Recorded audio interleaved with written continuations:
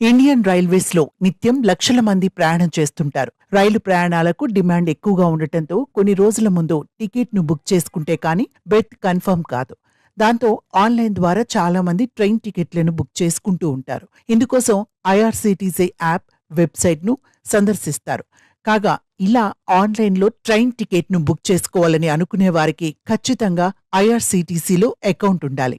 చాలా వరకు అకౌంట్ లేని వారు కొత్తది క్రియేట్ చేసుకోకుండా స్నేహితులు, బంధువుల అకౌంట్ను ఉపయోగించి టికెట్ బుక్ చేసుకుంటారు. ఇక నుంచి పర్సనల్ ఐడి నుంచి ఇతరులకు ట్రైన్ టికెట్లు బుక్ చేస్తే జైలు శిక్షతో పాటు భారీ జరిమానా పడే అవకాశం ఉంది.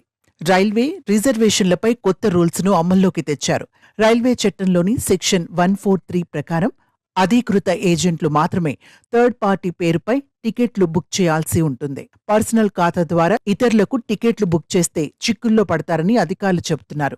రూల్స్ ను అధిగమించి ఇతరులకు టికెట్లు బుక్ చేస్తే గరిష్టంగా 3 ఏళ్ల జైలు శిక్షతో పాటు 10,000 వరకు జరిమానా పడే అవకాశాలున్నాయని చెబుతున్నారు. ఐఆర్సీటీసీలో వ్యక్తిగత ఖాతాలు ఉన్నవారు, రక్త సంబంధికులు, ఒకే ఇంటి పేరుతో ఉన్నవారికి మాత్రమే టికెట్లు బుక్ చేసేందుకు అవకాశం ఉంటుంది. స్నేహితులు, ఇతరులకు ట్రైన్ టికెట్లను బుక్ చేస్తే చట్టపరంగా శిక్షకు అర్హులవుతారు. ఈ క్రమంలోనే రూల్స్ ను ప్రతి ఒక్కరూ తెలుసుకోవాలని ఐఆర్సీటీసీ రైల్వే అధికారులు చెబుతున్నారు. తెలియకుండా రైల్వే టికెట్లను ఇతరుల కోసం బుక్ చేసి ఇబ్బందుల్లో పడొద్దని హెచ్చరిస్తున్నారు.